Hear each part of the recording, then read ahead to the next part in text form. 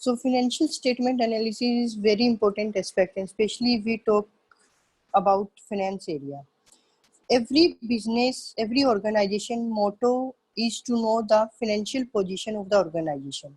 Is there any profit and loss they have earned over a period of time?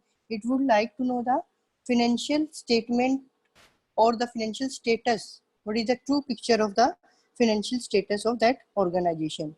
So for this purpose, we need to prepare financial statements. So basically, balance sheet reveals the true picture of the organization, detailed information about the company's financial statement, and profit and loss account. It tells about the profit and loss status, profit and loss statement of the organization. But how these statements are prepared? If you know something about accounting, you must have heard the term GAAP. GAAP is nothing but these are the generally accepted accounting principles. These are a kind of rules or principles which have been devised so that on these basis financial statements can be prepared.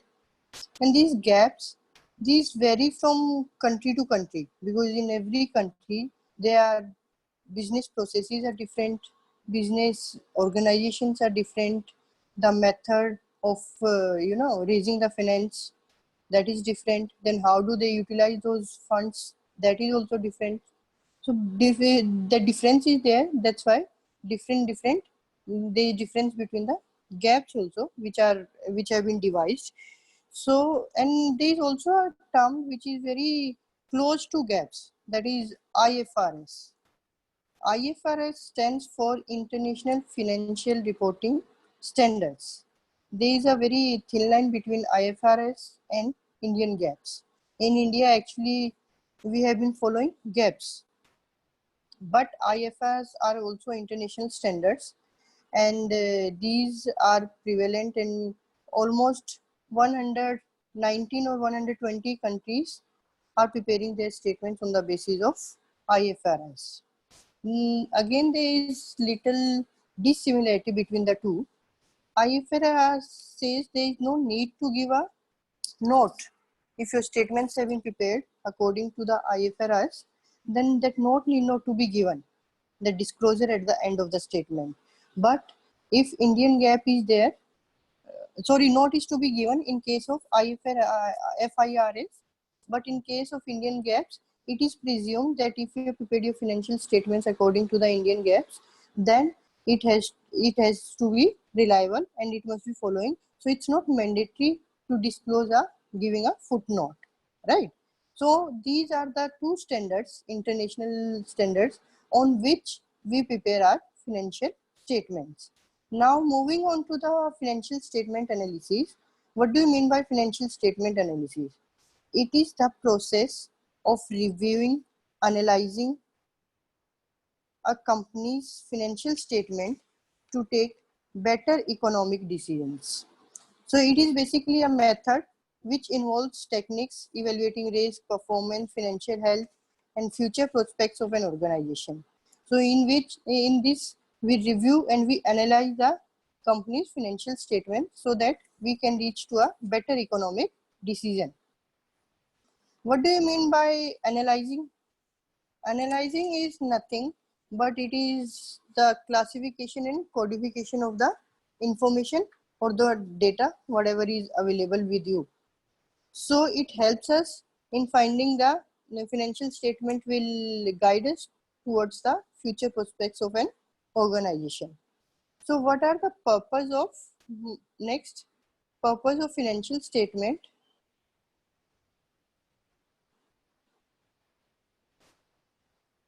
Purpose of financial statement first is to know the financial position. That is, the statement of financial position is balance sheet. We get to know the financial status of any business organization through its balance sheet. Next is income statement. It is also known as profit and loss account. It reveals the profit and loss status of the organization, whether it is making profits or it is going through the losses. Next, another two important statements are statement of cash flows and statement of changes in equity or retained earnings. That is changing statement of changes in the owner's funds. So operating, investing and financing activities of a company, which includes these two, it will help us in knowing how company has moved from the current position to the future position, right? Now, why FSA? Why financial statement analysis? Why? What is the need for this? So first one is assessment of past performance. That means to predict the future prospects of the company, past performance is analyzed by reviewing the trend of past sales, profitability, cash flows, return or investment, etc. This past performance act as a basis on which future can be forecasted, right? Next is assessment of current position and current position. This is like examining your current position, current profitability, operational efficiency of the enterprise, so that financial health of the company can be determined. And analysis helps in finding out the earning capacity and the operating performance of the company. Next point is to measure the earning capacity. To measure the earning capacity or profitability, see what happens, the top management is concerned with future prospects of the organization. So financial analysis helps them in reviewing the investment alternatives. With the help of FSA, they can assess and they can predict the bankruptcy and the profitability of business, so they can avoid the failure. It gives them the guidelines. To measure the solvency. Solvency means, ability of a company to pay the long-term loans or long-term debts.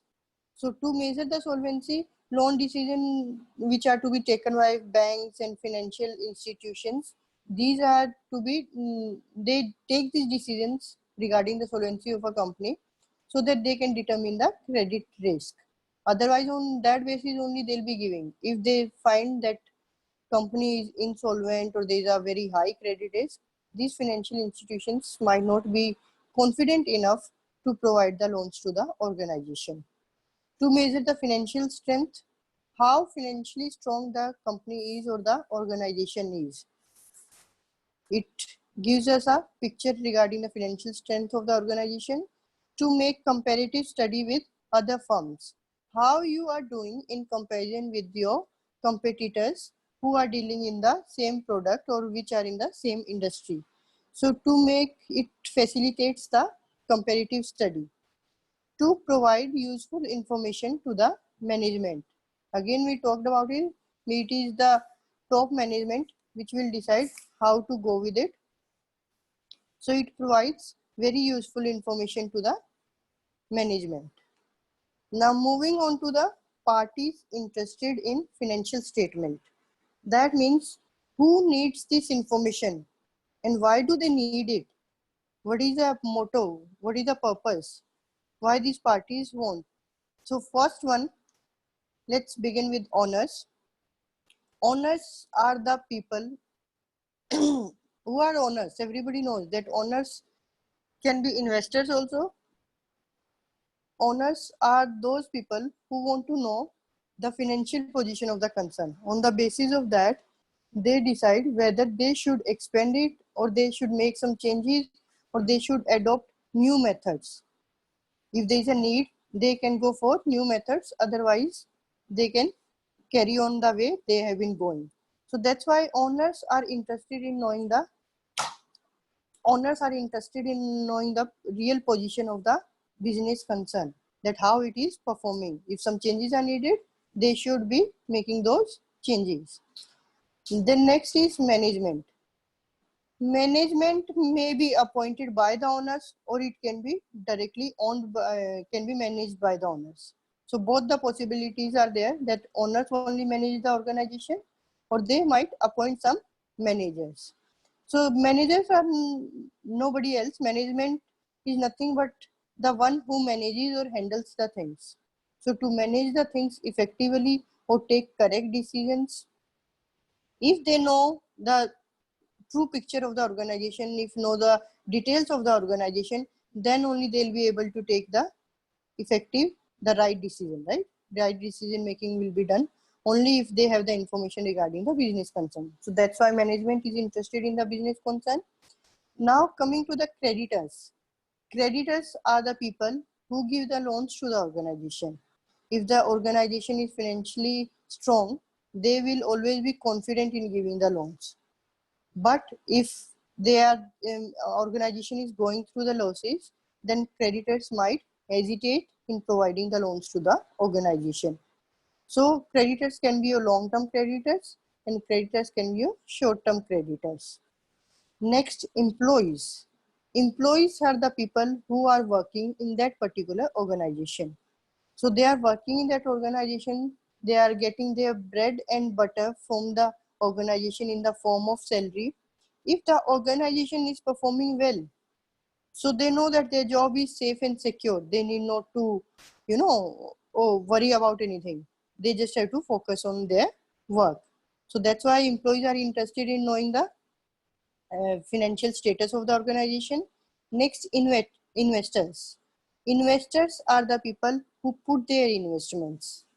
As in, creditors and investors are different. Creditors are the one who provide loans to the company, but investors are the one who invest in the company, like preference shareholders, equity shareholders, and who invest in the form of debentures. These all are investors. So if they know that organization is financially strong, they will be willing to invest more and more. Otherwise, they might try to withdraw their investment. Next is government. Why government is interested? Government is interested because government has to put taxes. Government has to issue licenses. Many permissions are to be given. Many rules and regulations are to be framed. So these all are done after the evaluation of the business organization, after evaluating the position of the business concern. That's why government is interested. How much tax to be levied, then what kind of issues, permissions, approvals, NOCs are to be issued. That's why government is also an interested party in the financial statements. Next, consumers. Consumers, if see the organization is in good position, so what will happen? They will be providing good quality products, right? If organization is not doing very well in the business, then consumer will always have this doubt in the mind that the company might be compromising on the quality. So their product might not be very good quality. Suppose even if as a consumer we think of it, we blindly trust the products of Procter and Gamble, Hindustan Unilever, Tata products, because we know that these companies are doing very well and they are not only focusing on profit, and we know they need not to go for any kind of deceivement for the consumers. They won't be using inferior quality goods. They are doing well, so automatically they are earning the profits. So we can blindly trust their products. That product has to be of good quality. That's why consumers are interested in knowing how that organization is performing. Next is stock exchange. Stock exchange is interesting because depending upon the status of profit and loss made by the organization, there will be variation in the stock prices. The face value of the shares will be increasing or decreasing depending upon the financial position of the or depending upon the profit and loss of the organization. So these all parties are interested, and these are the reasons why we consider them as interested parties. Next, role of FSA. Role of FSA means what is the reason, what is the role performed by financial statement analysis. See what happens, it is all interlinked, financial reporting and financial statements. Financial statements are prepared and then those are on basis of that reports are prepared and then those reports are passed on. On the other hand, the past reports are used while preparing the financial statement. What is the current position? What is the current status? So in that also it is used. So financial reporting, companies provide the information on performance, financial position and changes in financial position, right? And financial statements analysis evaluate past, present and future prospects of the company. Make an investment, credit or other economic decision. Then after that, on that basis, performance here means, performance means your profit, profitability, your liquidity, cash flow, solvency. So that performance is done with respect to this context, right? And after that, they make an investment, credit or other economic decisions. And there is some other information also required.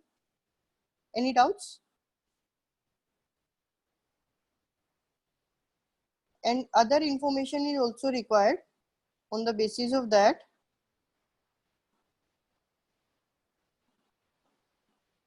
other information can be your interim reports, and there can be other statements which are not provided in the form of financial statements, like whatever has been distributed to shareholders, then management and director, company's appointment, what are the issues to be solved in the meeting. So these kind of additional information is also provided so that it can form part of the financial statements if it is of some relevancy. Next, limitations of financial analysis. First, limitation of financial statement is analysis is limitations of financial statements. Why there are limitations? Because the information given in financial statements are incomplete and unauthentic. Might be, because we never know whether it is totally authentic and complete, or it might be incomplete or and unauthentic. Next, affected by window dressing. Window dressing means what? It is an effort which is made by the management to improve the appearance of a company's financial statement before it is publicly disclosed. That means they are trying to manipulate the financial statements before it goes to the public to show more favorable results of the business. So it misleads to the investors. These kind of window dressing methods or practices are also adopted by some of the organizations. So it is also a big limitation for financial statement. Next, do not reflect changes in price level, which means that, in accounting what happens, we have been recording, we have been following historical cost accounting. So purchasing power is not taken as a part of financial statements, and that can be a big limitation. Next, personal biasness. Obviously personal biasness is always there. You never know the accountant, what is the mindset of accountant. According to that, statements will be prepared. So that biasness is always present wherever human nature is there, humans are involved. Next is difficulty in forecasting. Sometimes the available data is not enough to take a to predict the future effectively or appropriately. Then next, limited use of single year's analysis of financial statements. That whatever is available, only if last year, 1 year's financial statements are available, those are not considered enough. That is not good enough to form as a basis for your future prospects or checking the future prospects. There is one more limitation, that is different accounting policies. See, different accounting policies have been practiced even in case of a parent company and subsidiary company. So if parent company is following some other accounting practices and it is subsidiaries following some other, so there is gonna be a big difference. So these, then it would become very difficult to make the comparison. It will get very complex. So that's why consolidated statements are required to be adopted, because accounting policies can be conservative policies. Some firms are following conservative accounting policies. Some organization might be following aggressive accounting policies. So that depends. So there is difference in different kinds of accounting policies to be implemented. So that is also another kind of limitation of financial analysis. Now moving on to the business analysis. Business analysis is the evaluation of a company's prospects and risks for the purpose of making financial decisions. Sorry, for the making business decisions. See, business analysis is a broader term as compared to the financial analysis, because business analysis, financial analysis comes under the scope of business analysis. Analyzing a company's business environment, its strategies, its financial position and performance.